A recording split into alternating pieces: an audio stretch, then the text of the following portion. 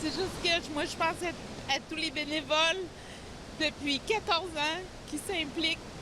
C'est la consternation au club de canotage de Shawinigan. Il y avait ici 10 couloirs qui ont permis d'accueillir au fil des ans de nombreuses compétitions d'envergure et de garnir les coffres des commerces avoisinants. Tout a été emporté lors de l'ouverture du barrage. On était fiers, on était vraiment fiers de pouvoir s'entraîner, d'accueillir tout le monde, la communauté, de venir ici. C'est ça, moi, je suis encore un peu sur le choc.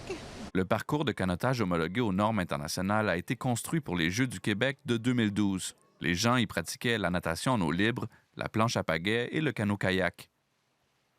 600 rameurs devaient d'ailleurs participer dans 10 jours au championnat provincial.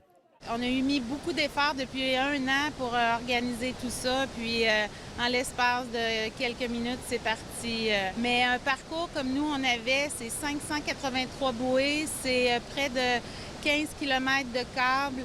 Alors, c'est impossible de reconstruire ça en si peu de temps. À quelques mètres de là, chez Aquaradical, l'opération nettoyage est en cours.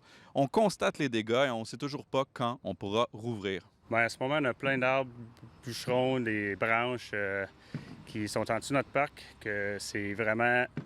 On travaille depuis le matin pour enlever, mais ça arrive encore. Plusieurs structures gonflables continuent de recevoir de nombreux billots de bois.